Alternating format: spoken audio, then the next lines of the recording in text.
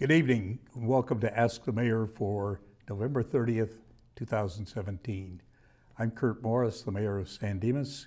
To my right, as usual, is the the City Manager of San Dimas, Blaine Michaelis, and our very special guest, Terry Muse of Waste Management. Our program this evening will be primarily focused on waste management, discussion of the services that are provided, everything you need to know about dealing with waste management and what happens when your trash leaves your house. So I'm going to turn that over to Blaine. Blaine, why don't you introduce our guest and proceed with the presentation about waste management. We're very pleased to have Terry with us this evening, and I think it would be well, Terry, if you could kind of tell us a bit about you and your role with waste management. And I think, you know, one thing we don't really realize is all the services that come with our refuse company. And so why don't you take a minute and kind of introduce yourself and talk about some of the basic services that waste management provides, and then we'll kind of move on from there. Okay, great. Well, I've been the public sector manager for waste management for about 5 years now. And what that means is I am the liaison between the City of San Dimas and waste management. And my job is basically to respond to whatever questions, concerns that customers may have, to do community outreach. A big part of my job is to do recycling education and to be a good corporate citizen. So we do get involved in many San Dimas organizations and activities, and so my job is to represent the company at all of those events. And you do. You're on the And you do it very well. Thank you. You're on the Chamber of Commerce Board and help us out, and the sponsor of many community activities. Tell us a bit about some of the services that waste management provides, some things that, you know, it's a routine for us. We just take our trash and put it out the curb and remember to remove them back again, but there are many other services. Some people remember. Yeah, that's true. Or we remind you they're supposed to take those back within 24 hours. Right. And so, but there are so many other services. Maybe give us an idea of some of the other things that waste management does. Okay, great. I'd love to. So yes, we are in San Dimas every Tuesday. We, of course, provide your trash service, your recycling, and your green waste pickup. And I think that's probably one of the things that we like to talk the most about, is to really encourage residents to utilize those three different services, and of course to do their best job they can to do it properly, because it makes everything a whole lot easier for everybody. We do have compressed natural gas trucks, so you probably have noticed over the years the trucks are a lot quieter. They're definitely a lot cleaner, so they have a very different sound than they used to, and they obviously, I think they look much better.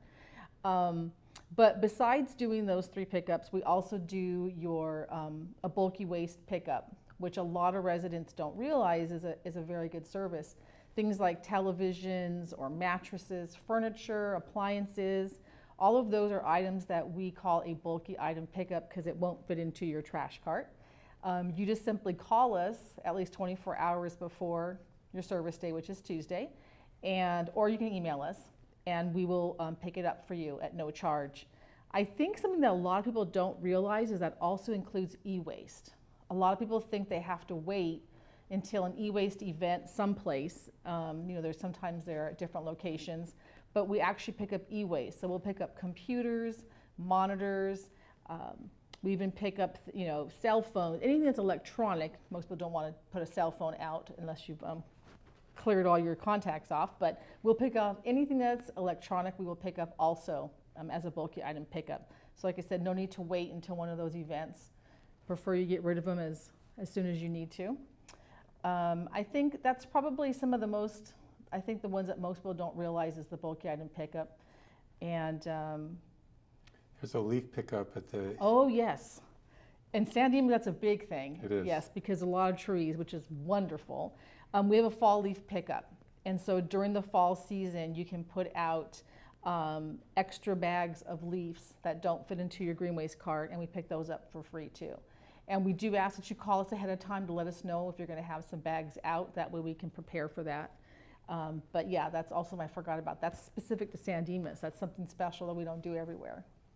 Let's see, and what do I do with my live Christmas tree, or my dead live Christmas Oh, tree? your dead Christmas tree. Yes, we are. It's 'tis the season.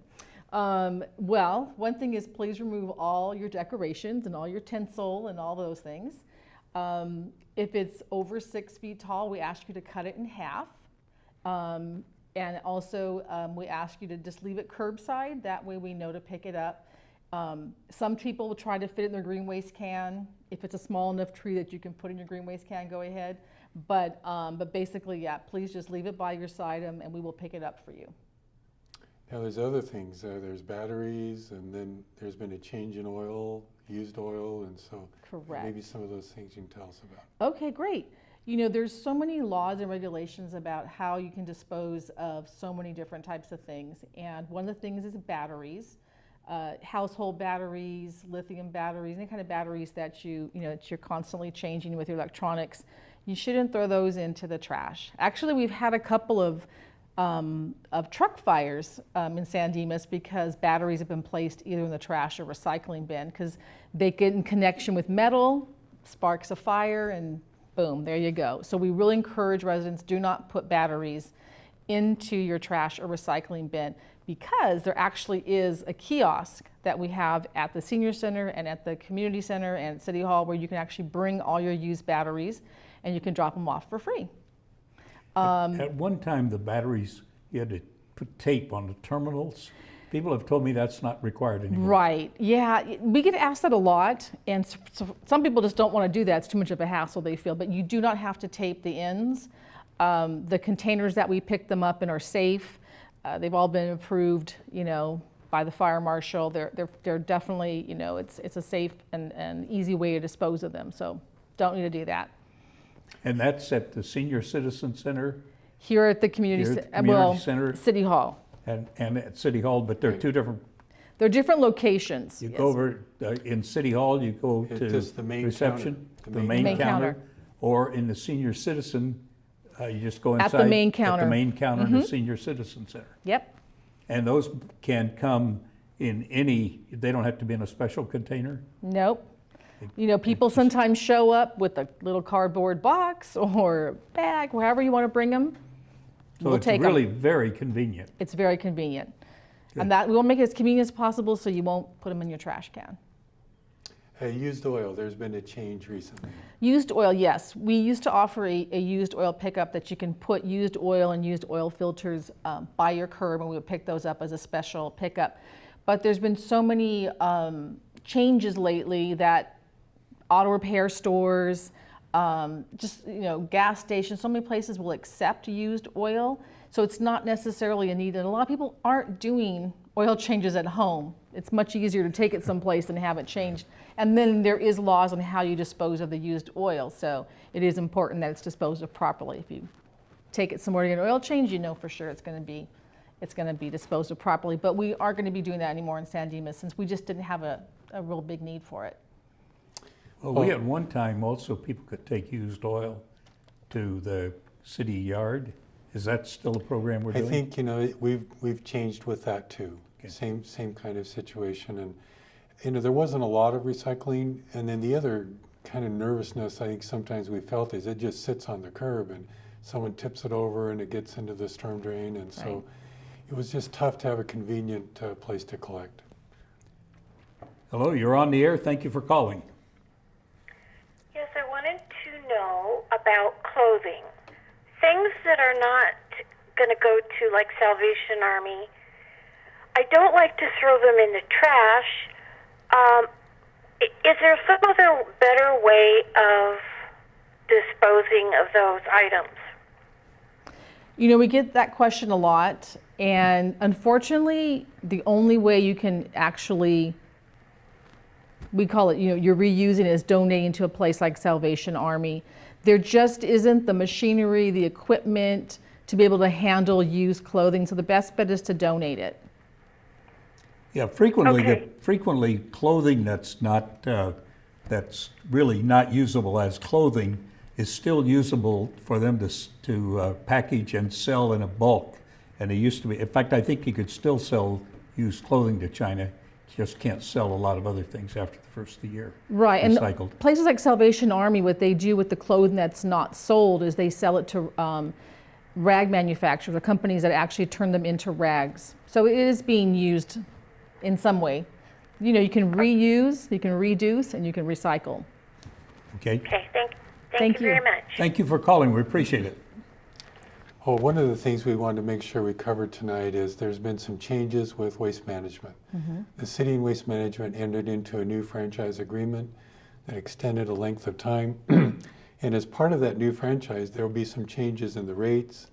And so why don't you take a minute and kind of tell us what's going on with that, as well as what the process is Waste Management's working on Okay, to great. implement them. Yes, we're very excited that we'll still be continuing providing services in San Dimas. The few things that will be happening is, one thing is that in the first quarter of 2018, we don't have an exact firm date, but in first quarter of 2018, we will take over the billing from Golden State Water. So residents will not pay for their trash services with their water bill. We will actually do the billing ourselves. And with that comes a lot of pluses and some abilities for us to offer some discounts and some other programs. So one of the things that we will automatically pass on an in-house billing discount, because we were paying for that service. So we're passing that savings on to the residents. So they will see a 35 cents a month discount on their bill automatically once we take over the billing. Also, we'll be offering a senior discount, and that's going to be a 30% discount that residents who are 65 years or older can apply for that and receive that on their monthly bill. Also, we're going to have a drought-tolerant green waste discount. We realize that a lot of people are taking that step of making their landscaping drought-resistant, drought-tolerant. Many people are removing turf. They don't need as much, they don't have green waste. They may have, you know, they've done something to their landscape to where they don't require green waste service, so they can actually turn in their green waste can to us, and then we will no longer, of course, pick it up, and they'll get a discount of $2.95 a month for that. Am I missing anything else, Blaine? You're doing fine. Okay, I'm trying to think of other good things that are happening. One thing, when we're talking, while you think of it, the billing will be a little bit different. Oh, yeah. People may not really realize that you were paying your trash bill as part of your water bill, and you may not have noticed the line item. You just kind of pay the bills.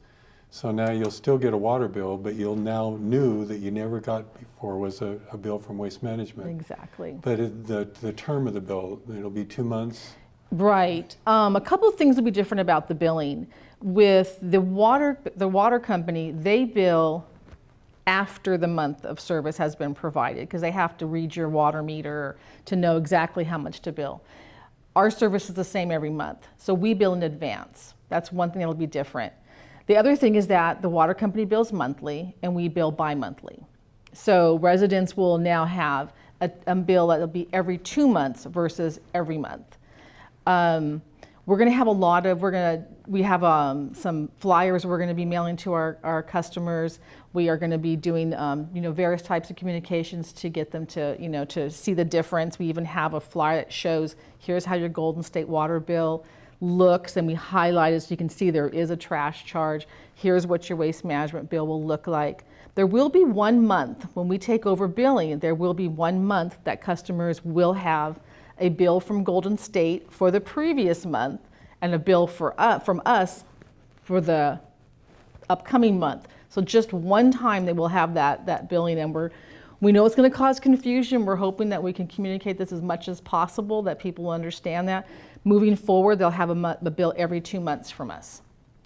Now, being the billing, you'll have different options of how to pay, which is new. Yes. We have a lot of ways you can pay. You can pay by your cell phone, mobile payment. You can pay on the internet. You can sign up to where we can actually do automatic payments, where it's actually, I know this is a service that Golden State already offers, that you can actually have it automatically taken out of your account every month. We will establish some locations where you can pay. Actually, we're not sure exactly where. It might be a grocery store, a few other places where you can actually walk in and make a payment. So yes, you're going to have a lot of options on how you can pay your bill. Hello, you're on the air. Thank you for calling. Hi, good evening. I'd like to ask a question of the waste management lady. I think her name is Carrie.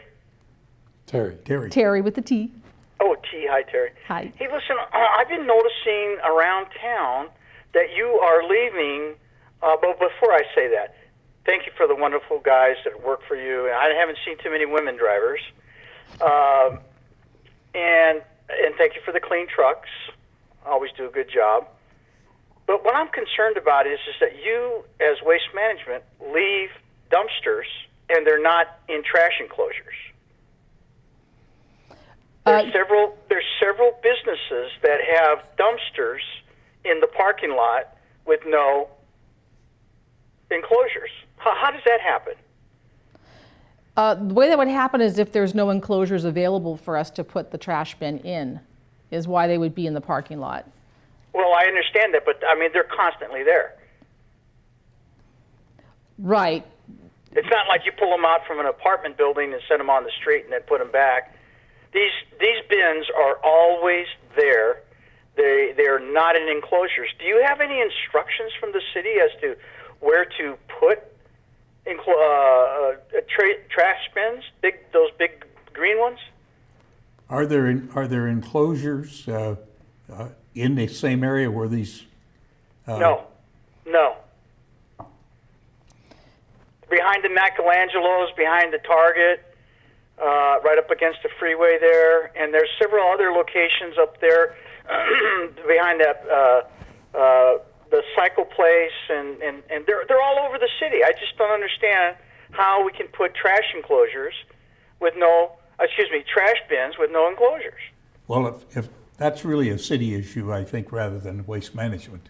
That's what I'm asking her. I'm just saying, has she got any instructions? She doesn't. I mean, they can't require the waste. I don't know why.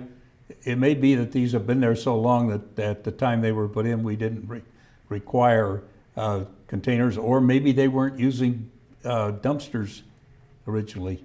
And I think that's something the city really can take a look at. Well, yeah, there's something to be said. I think when a guy moves into a business, all right, fine, we love it, but he's going to have certain trash requirements. In other words, he's going to need a dumpster. Now, if the shopping center didn't have enough enclosures to begin with, then I would think, as the city, you would tell Waste Management, you can't put a dumpster there until they build a trash enclosure, or the owner gives to Waste Management a letter saying the city okays me to have this outside without an enclosure. Then they can deposit it. Because you have requirements for us. We have to bring our trash cans in at night. They have to be placed behind this and all that other stuff. I don't understand why the businesses get away with it. I don't know the situation, and I think it is something that we need to take a look at. If there are a lot of places where there are, it may be that our code doesn't require it everywhere. I just don't know the answer to the question, but I think it's really a city issue rather than waste management. So there's no requirement for waste management to put trash or dumpsters into trash enclosure. There's no requirement for that. Not unless there's one there. Then I think they're required to use it. But there's a lot of issues that come up with the idea that if you're saying a person can't have a trash container, they can't provide trash pickup and a unit until something is done, because what happens then, the person's going to generate the trash and they're going to dump it at the school district, or they're going to dump it at somebody else's. One of the big problems is people who are generating trash and don't have any provision for getting rid of it. They find a way to get rid of it, and that's not as good. So I think the whole situation is something Blaine can have the city take a look at. I appreciate that very much. You guys have a good holiday, and thank you again, Waste Management. Thank you. Thanks for calling. The other thing that's kind of happening with the billing and so forth is Waste Management is taking a look at the service level that people have. You can kind of explain the service level options that a resident has, and then if there's any changes that they could anticipate or what's happening with that. Okay, sure. Well, prior to us taking over the billing, we wanted to make sure that we had all, the accurate information, that we knew exactly what size trash bins each resident had. To the best of our knowledge, there's never been an information sharing of the Golden State Water records and the waste management records. We provide the service, they provide the billing. So we actually, in the preparation, we had a chance to merge the two databases together to see if we found any discrepancies, and we found a lot. We weren't sure what was right, if it was ours, theirs, weren't sure whose it was. So we did send out some letters to some customers that there was a discrepancy that we saw, and asked them if they wanted to keep the current size that it shows that we have. Why don't you explain those sizes and Oh, I'm sorry. Okay, yes. It's probably easier to say the size, the small, medium, or large. It gets kind of confusing when you talk about gallons. The smallest one's 35 gallons. Some people tell me it looks like a toy trash container because it is very small. The next size is, our medium one is actually 64 gallons, which is usually the standard size. That's the standard size that most residents have in San Dimas. And then we have the large trash can, which is 96 gallons. And that's the one that is for people that have maybe larger families, just generate a lot more trash. Also, the standard size for recycling bins in San Dimas has been 64 gallons, the medium size, but the green waste has been the large one, the 96. So most people would have a medium trash, medium recycling, and a large green waste. That's the standard. What's going to change is that with this our new contract, you will now get a larger recycling bin. And that's because of course, we're encouraging people to recycle more, and it's much easier to have one large recycle bin than to have two smaller recycling bins. So we're trying to, clean up, not have as many trash carts out in the street. So that's one change that's happening. Those letters, if anybody out there listening got a letter from us, we did say that we were going to give you till December 15th to let us know. We had to pick some sort of a cutoff date so we can make sure we could move forward. We're extending that through the end of January because we have had a lot of customers calling us that weren't sure what size they had and asked us to go out there and do a site visit. Although we had close to 700 customers call. They wanted to change the size of their cart. So we've been working very feverishly trying to take care of all of that. So we decided to extend that deadline. And also, if anybody out there's listening is saying, I asked for my trash cart to be exchanged, you haven't come out yet, we're getting to it. We just didn't really anticipate that we would have that many requests. So we're doing as fast as we can. We're exchanging carts. If you did request a cart exchange, just leave it out until 6 o'clock because we have a separate truck and we may not be there until 6 o'clock to exchange that cart. So just leave it out for us, but we will get to it. So, but if there's any questions in all this process, that information of who to call and so forth is in the letter itself. It's in the letter, and something I wanted to point out that we do have we have an email address that you can email. It's CS Los Angeles, stands for Customer Service Los Angeles, at WM.com. And we have a whole set of agents that all they do is answer emails all day long. And so for some people, they'd much rather send an email than call. So you can always call our 800 number, which if anybody's listening and wants to write it down, 1-800-266-7551. I have that memorized. And or you can email us and we will respond to your question. Okay, let's see. Some folk there with the new rate structure and the senior discount, what is the criteria for the discount and how do you apply? Okay, so the criteria is you must be 65 years or older. That's the same age range, I believe, for Dial-A-Ride, all the other senior discount services.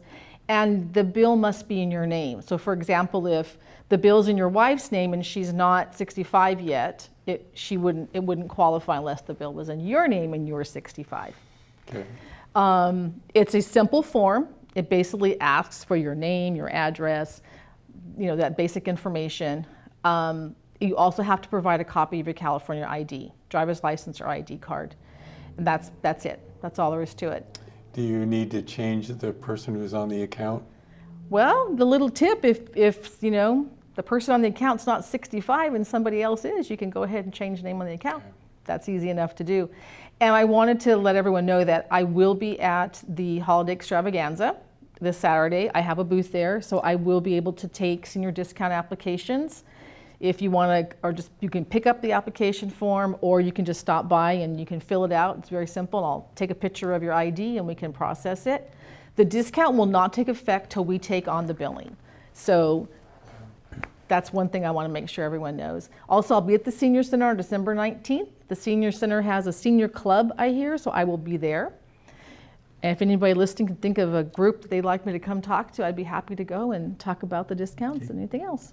Well, it's a great opportunity to remind people to be sure to come to the Christmas or the holiday extravaganza on this Saturday. You can not only do everything else, but if you're over 65, you can get your discount arranged, Right. and she can even take the picture of your ID. That's right. So Try to make it convenient as I can. it'll be real easy.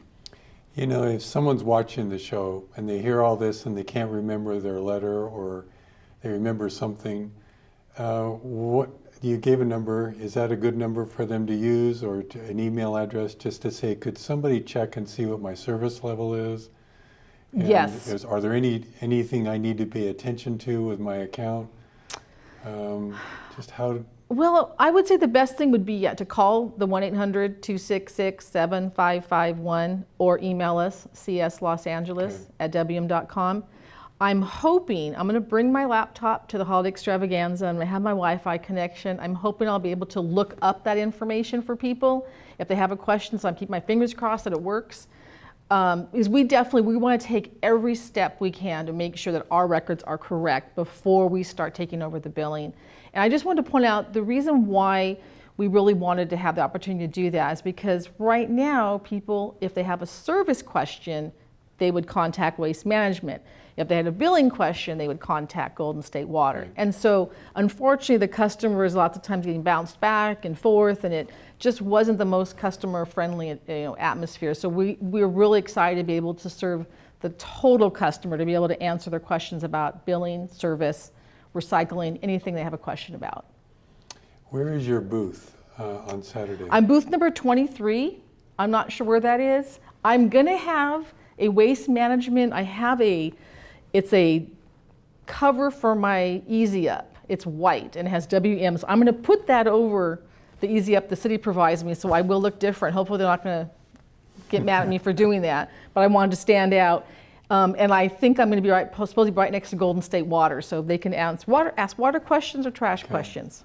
Because if you're close enough to the downtown Wi-Fi, so our downtown has Wi-Fi, you Oh, can probably get okay. hooked up a little better. And so I'll give you it's an easy password to remember. I just don't know it right now. But I'll remember it. I have a hotspot. I have a Wi-Fi hotspot, so I'm hoping that works. Sometimes it does, sometimes it doesn't. In the downtown, we have Wi-Fi. That's right. You know, one thing I think might be helpful is that now, I know if there's any other questions about things we've talked about, please call. But so I think those are all the changes that are coming up. And I think one thing to talk about next is recycling is always on our mind when it Yes. comes to the city and waste management. So to share some of your thoughts with that, and then we can talk about some of the issues in the future as we look down the road a bit with recycling. Well, yes, recycling is definitely, it's an ever-changing situation. And for quite some time, residential recycling has been a requirement. So we're pretty far advanced in that we're doing, residents are doing the recycling. They're pretty diligent about it. A lot of people don't know what to recycle. And I think a lot of that has been our fault, the waste haulers, that we've made it very complicated for people. We tell you plastics, 0 through 6, look at the triangle. We've made it very complicated. And so in doing that, most people were very confused, and so they just threw everything they thought was recyclable into the recycle bin, and that caused a lot of problems, because now it's become such a problem that the recycling containers are contaminated with a lot of trash and things that aren't recyclable. So it does make it very difficult to get as much recyclables as possible out of the waste stream that we could if it's contaminated. And so one of the things I want to point out, contamination means anything wet, any liquids, or any food cannot go into your recycle bin. So if, we used to say too, don't worry about rinsing out that jar because we're in a drought. We'll do it, not we'll do it, but it'll be okay. We'll just process it. Well, what's happening is that the end users, the people who receive these recyclables, are not happy with how much of liquids, trash are inside of these containers. So you have to wipe it out, rinse it out, do as much as you can to make sure it's clean. Oh, we have a call? Yes. Thank you for calling, and you're on the air. Yeah, hi, Mayor Morris, Mr. Michaelis, and I'm sorry, the last person got it wrong. Your name with Waste Management? Yes, I am. Your name is Terry. Terry, yeah, I don't want to interrupt because I was watching, No, but no problem. I've missed you the last couple times, and I was thinking I should have checked the website. I haven't seen it in the papers or any description, but I was just wondering, what is the timetable for? I know we're going into winter, so I don't expect you to do it now. What is the timetable for the resurfacing of San Dimas Avenue? It is just embarrassing with the patch jobs that have been done on that road, and I know you schedule these situations. What area of San Dimas Avenue? It would be north of the tracks. It's the project that we were going to do this summer. Oh, okay. We had a project planned for the summer. There were a variety of delays of things that we had no control over, and that's going to be redone in the spring or as soon as the rain, So if there is any, goes away. first we wanted to do is take and do the whole street at once and do really a deep lift, a complete reconstruction of the street. And the time to do that would have been in the summer, but it was raging waters, and the parks felt that that kind of a detour and impact on their operations would just be too much, and so. Yeah, I think you had some detours planned, Yeah, and then it disappeared, and I figured, okay, something's going on. I don't know if you're running wires under the road or you're trying to figure that road out. I definitely think you should go deeper. And the other thing I'd want to suggest, maybe obviously the cost is a huge factor with that road, but you know the traffic that it takes. And if you looked at some options, if you're going to go deeper, take a look at some resurfacing new products that are out there, particularly reground tires that are being proposed in different parts of the country, and they have much greater longevity than we have on these current roads. And you do such a great job, but if we could make it longer and it would last longer, you could prorate out those costs down the way for a newer product that's going to give you that ability to last longer. We do use that actually on all the. I think we've been doing that on all the rebuilds probably in the last 6 or 7 years. We've had some bad experience with that. Foothill Boulevard was a bad experience, and the suppliers of the material argued with the people who applied it as to who was at fault, but we had to redo part of it. But we do customarily do that, and that is a part of the plan for San Dimas Avenue for it to use the rubberized asphalt. Oh, great. So okay. And again, Mr. Michaelis, when do you think, Mr. Mayor, Mr. Michaelis, when do you think that would be scheduled? Because if we're going to wait for after the winter time, which is, let's be honest, the last storm we get will be Memorial Day, June. We can get a storm, and then that's the longest you'll have for the rain. But then we're right into raging waters and all the crowds of summer again. So you're going to have to find a sweet spot to do that. When do you think you would do this? That's why we didn't do it later on in 2017, is because the construction season. So we're out to bid in February and March so that we can have it be a spring and a summer job. We changed the project from the previous design so that there still will be, we will not be detouring, we'll only be doing half of the street at a time. So raging waters and the park will still be open, the road will be open during the reconstruction. And so doing it as a summer project won't be a problem because we're not shutting the road down. Okay. And but it will take a little longer to do that because we're. Yeah, but I think that's the way you've been doing it, and that seems to work really well. So I just was wondering, because this is the longest I've seen And that road, your guys are fantastic on normally patching, but the traffic that road bears, it's really terrible right now. So I guess obviously you have to make it through the winter. Let's hope we have a wet winter. Okay. So. Yes. So we will, in other words, it's a 2018 project. It's on our schedule. The money is still available to do the project, and the bid scheduling is all set. It's an interesting kind of, if you're into road design, it's a very interesting problem. The soil shifts a lot. I mean, we completely rebuilt one section of it just south of Avenida Loma Vista on southbound, and within 3 years it had risen 18 inches. Wow. And it's not because there's a volcano underneath it. It's just because the soils move a great deal in some of those places along. In fact, if you look at the freeway itself, you know, some of the edges of the pavement along the freeway. There's actually a little dip in the freeway. You can see there. a buckle every now and then. Because it's a very expansive soil, but we'll fix it. We'll get there. Yeah, and north is actually more north, I believe. I'm sorry, south is what you mentioned. Is correct. Yes. It actually rises up there, like you're on some road in Indiana. It's starting to go up and down. Well, 5 years ago, it wasn't quite the ride that it is today. Okay. Well, again, sorry to interrupt the discussion. Oh, no, we're happy to talk to you. Thank you. Now, and waste management has been terrific for whatever I've needed. So thank you very much. Happy holidays to everybody. Thank you, too. Thank you. Thank you. Bye now. We're recycling, so. Recycling, yes. So I guess the point I wanted to make was that we're trying to simplify the rules of recycling. Actually, Waste Management has a campaign called Recycle Often, Recycle Right. And we've made it very simple. Plastic, metal, paper, and glass. So that all of the, just put those into your recycle bin and nothing else. But And have them clean. yes, no food. Pizza boxes, the one question I get all the time. If it's, and very rarely would it be a clean pizza box, but if it was a clean pizza box, you could put it in there. Hello, you're on the air. Thank you for calling. Yeah, Mr. Mayor. I was wondering when the gold line construction for San Dimas will start, when later in next year?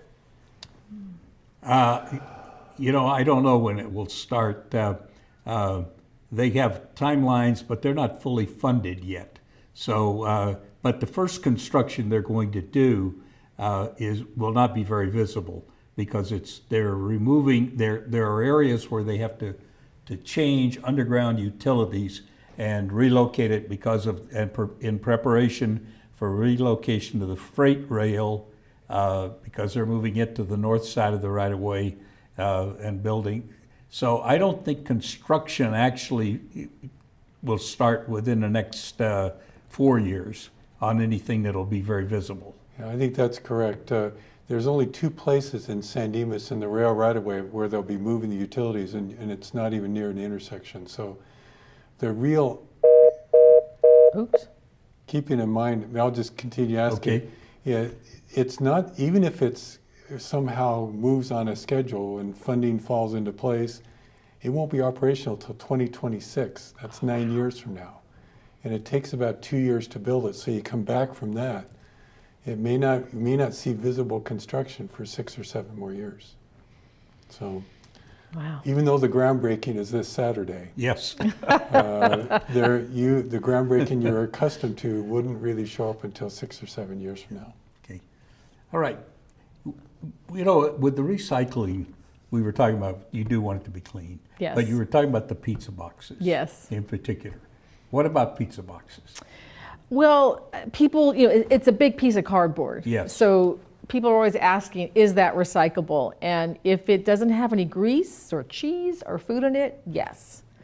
If you want to get really complicated and rip off the soiled parts, then put the clean one in there, you can, but usually they're not recyclable. Yeah, and that typically corrugated is the best recycled stuff in the world. Yes.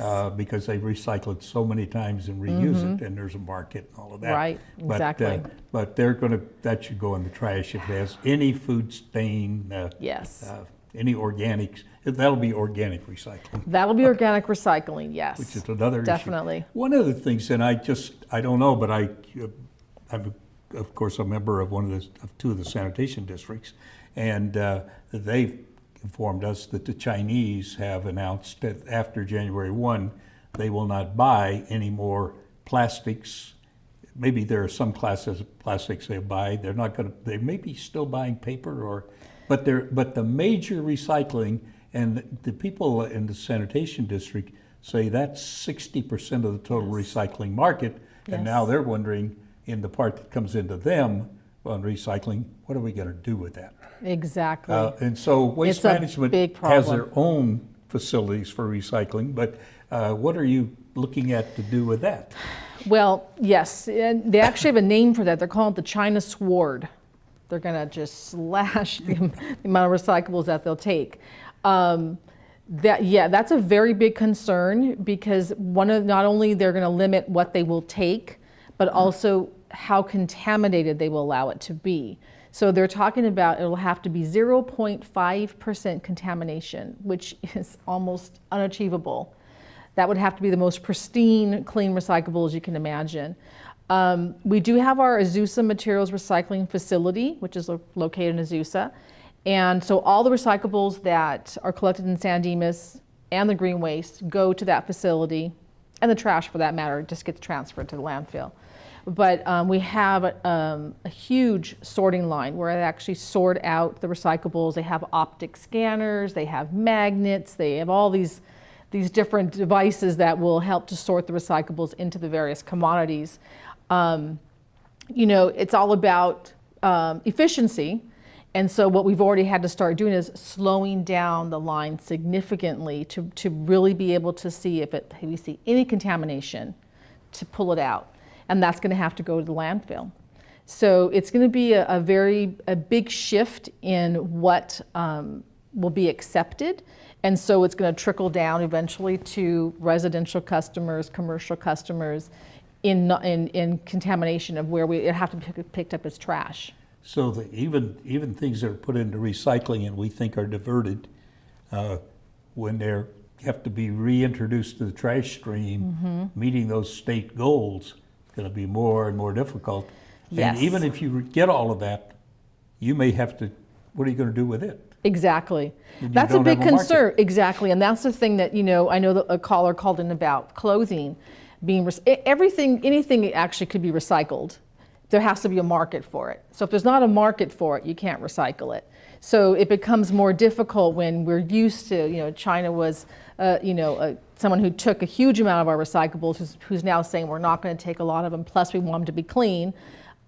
It really makes it difficult to meet those state goals, because the state of California, particularly by 2020, we're supposed to have 75% diversion, and we're nowhere near that. So it's kind of a catch-22.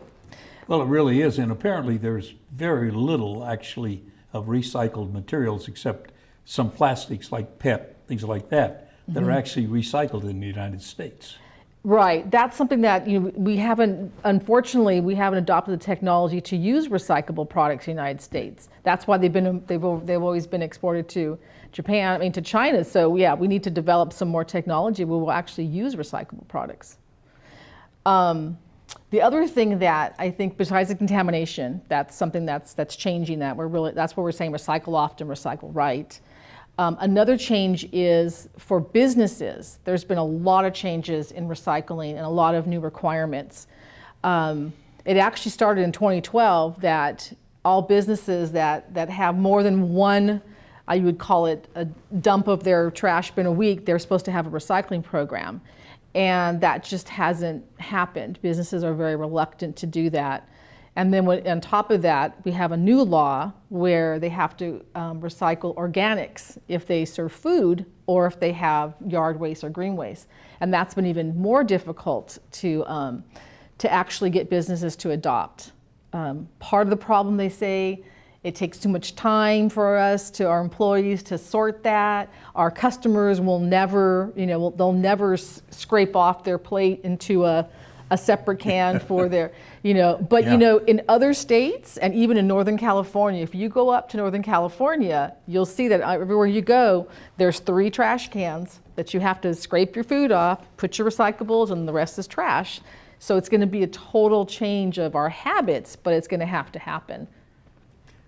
Well, and the recycled, at least the sanitation districts, the way they're working on the recycling of organics is essentially they're going to just process it through the sewer system. So if you divert it from your garbage disposal, which puts it in the garbage in the system anyway, so there's kind of this is a very expensive process that we Yes. all are going to have to pay for that may not have any positives. Well, you know, with the organics, I have to say that one thing that we're doing at Waste Management, we have what's called our core commercial organics recycling equipment, because it's actually a piece of equipment that we have in Orange County. And so all of the organic material that we collect from our customers, we take there. They actually make it into a bioslurry, which then is put into a tanker truck and it's taken over to Carson, where there's a wastewater treatment plant. And so it's used to treat wastewater. So it is closing the loop. It is actually doing good. So that we got to find more ways to use that. Well, they're doing that. What they're basically the sanitation districts, and I suppose Carson too, they're converting it to methane. Right. Yeah. And waste management is very advanced in converting to gases and in converting the gases to liquids, right? Well, yeah, actually our trash trucks burn on the compressed natural gas comes from some landfills we have up in Northern California that the methane has turned into fuel, and that's what we run our trucks on. Yeah, it's amazing. I mean, if you have enough concentration, Right. And there's been a lot of work done, and I don't want to just sound like I'm patronizing waste management here, but waste management's been a real leader in the whole country in that conversion, so that they get basically methane Right. instead of it ending up in the air and whatever it does in the air being used as a fuel. So there are a lot of Southern California, actually a lot of good things are going on, but with no market for the recyclables, what are we going to do?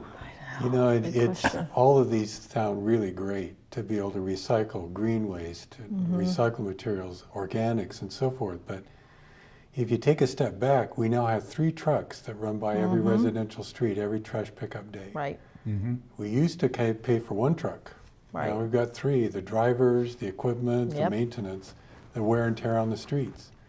So if you're in the restaurant business, or if you're a multifamily, now we had the caller talk about the capacity for trash enclosures and bins. Yeah. So they now need to have a place for recycling in their multifamily complex or their restaurant. And now we need to make room for organics. And so what a trash enclosure that used to handle just 1 container now has to accommodate 3 different uses. That organics is picked up in a different truck. And well, even if it's a bin and it's a recycled bin, it requires a separate truck. Right. So we have trash trucks going everywhere, each of them specialized to whatever needs to be done, all in the name of recycling. Yep. It's a lot of effort. Well, and we've been working, for example, regarding the structures. We have one in a parking lot downtown that, because of these additional Right. containers you have to Right. have, it's not big enough anymore. Yeah. So how are we going to deal with that? Rebuild it, and it's probably be the city end up doing it because it's in our parking lot. Right. And of course, a few parking places will go away with this Right. bigger container. And so, all of those things in the name of trying to do a great job with our environment. So, but it's just how things have evolved and changed. It used to be a pretty simple. You just have that rear end loader and you just throw the Right. trash cans in there, but it's a different experience now. There are so many regulations, you're right, that we have to meet. Yeah. You know, one thing we've been doing with our businesses, I'm sure that probably a lot of the listeners are residents, but just so they know, with the businesses, to help them become compliant with these new laws, we do offer waste audits where we basically dumpster dive, where we'll go to a business and it's not a science, we just guesstimate by looking at their trash bin of how much of it's recyclable, how much of it's organics, and that way we can make a recommendation to them to, what type of service they need. The goal, which the state has, is that instead of having a very large trash bin and maybe a small recycle bin, it's going to flip. Well, you'll have, the largest amount that you'll have picked up is recyclables and organics. So we're really trying to work with our customers to educate them that you can save money if you recycle, because you will be able to downsize your trash service, and we educate them. We provide posters, flyers, we do community talks, we'll go talk to their employees, whatever we can to help educate, because it really is an education process, really. Amen.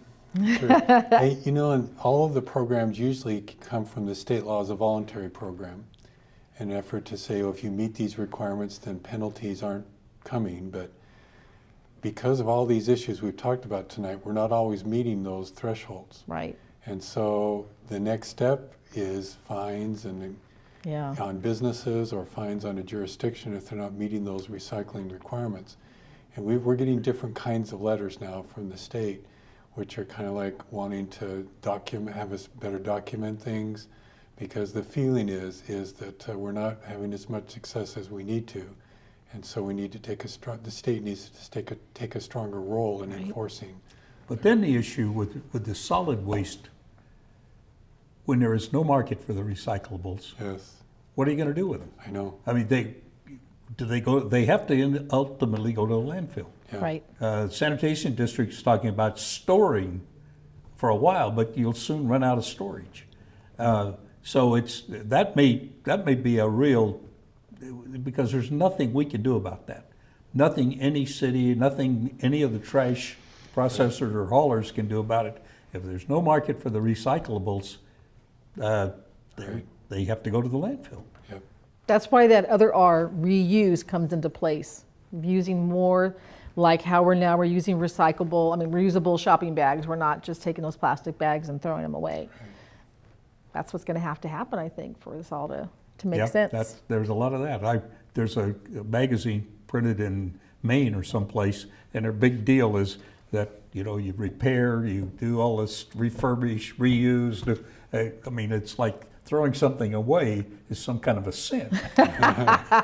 So, but then you go buy something and you look at the packaging, Right. and you say, "Wow, okay, my thing was this big and my packaging filled the household." Exactly. We've got about 5.5 minutes left. Okay. So, Terry, is there other things you wanted to share with us? Anything we didn't cover? I don't think so. I think we covered a lot of territory. Well, again, we're sure glad that you're here. And again, if you run into any questions with respect to what to do, that number again, Terry? 1-800-266-7551.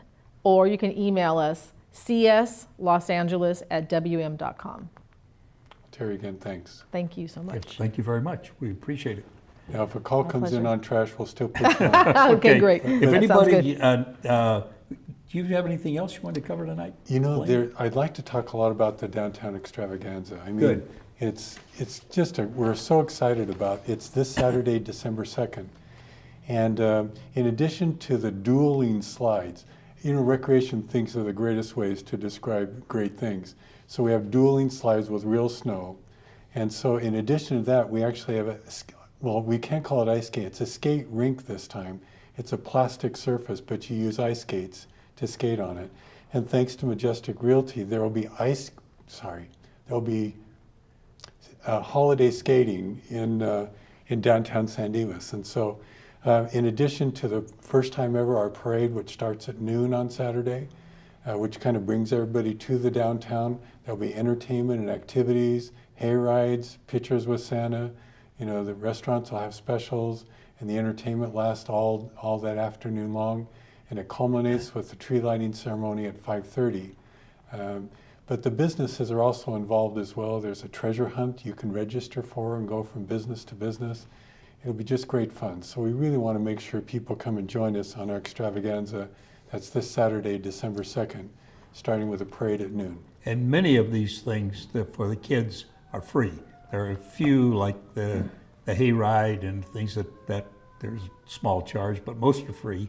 And we always need to give a plug for the senior citizens who for many years have been making the investment to buy the quote snow for the 2 sled runs. And that's very much appreciated. It's the power of bingo. Oh, yeah. And by the way, we will have a trash truck in the parade. Since Oh, the theme is very good. Sparkle San Dimas, we're trying to figure out how to make it sparkle, but we will have a trash truck in the parade. Thank you for that too. And in the parade, I don't know how Blaine is going to get dressed after he goes to the groundbreaking, but we are going to walk along with several other people, council members, maybe some others. You can't throw candy from the parade, but we're going to walk along and pass out candy. And how are you going to get? Are you going to go dressed in your candy passing out uniform? I don't know. Because I mean, I don't want to be in competition with you or anything, but my wife is getting me dressed for this. Uh-oh. My elf outfit may not be as good as yours, but I'll do my best. Wow, can't wait to see that. But it'll be a fun time for everybody, and pictures with Santa have been very popular over the years in the Walker House, and it's just a great event. The other thing I wanted to make sure we covered is we do get emails from folks in between shows, and we welcome those questions so that we can answer them on the air. One in particular, it was during the time when there was all the flooding in Houston and the storms from the hurricane. And she remembered watching people on the news saying, it never floods here, or it never flooded like this before. And so she said, well, it's never flooded in San Dimas either in some places. What is it, is San Dimas particularly flood prone? Or what if we get a major event, will we have difficulties and challenges like Houston? Well, the quick answer is no.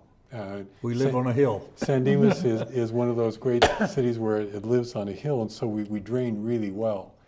But if ever you really wanted to make sure that you had a good feel for your personal property, your business, your insurance agent should be able to give you the floodplain area or the flood classification where your property is located, so that then you'd be able to know exactly. There are flood maps available, but it's probably best to check with your homeowner's insurance. Or you can come here to City Hall. We'd be happy to show you what the flood maps look like. But most all of, like 99% of San Dimas is not in a floodplain. But on the other hand, if Pudding Stone Dam failed, it's a different story. But generally, and I think we need to remember that the Houston, its topography is very different from us here. It's very flat. In fact, the city is in a floodplain to begin with. Yes. And much of their difficulties came from when they needed to release water from a dam just so it wouldn't fail. And then they built a lot of homes within the threshold of a dam or a floodplain area. So it's just how it all happened, but just want to let people know. And the other thing that she had mentioned was that there was a concern with what may be happening at Villa Verde Center. I guess one of the businesses there is leaving the veterinary hospital. And so wonder why isn't the city paying attention to this? And we respect those issues very, very clearly, but most of the time these are landlord-tenant issues that come up. It's the rent charge, it's the business needs, and the city plays a limited role. But nonetheless, I just want to get a little bit of feedback on that. Okay. Kirk, we've got one more minute, and so we can. Well, thank you very much for being here. We Thank appreciate it. I think the trash service in San Dimas provided by Waste Management has been very good for many years. I'm not sure everybody is aware that, I hope we've informed some of them tonight about particularly the bulk items. I think we negotiated that in the contract, I don't know how many years ago, and that really helps to reduce the illegal dumping. Yes, So please use that service. We think that's been a very good service. So if with that, it's at least near time. So thank you very much for watching. For the people who called, thank you. We appreciate it. And Blaine, are we going to be back after our? Yes. So is it the 14th of December, that Thursday? The 14th of December. That'll be our last program for the year. So mark us down and watch and call. Thank you.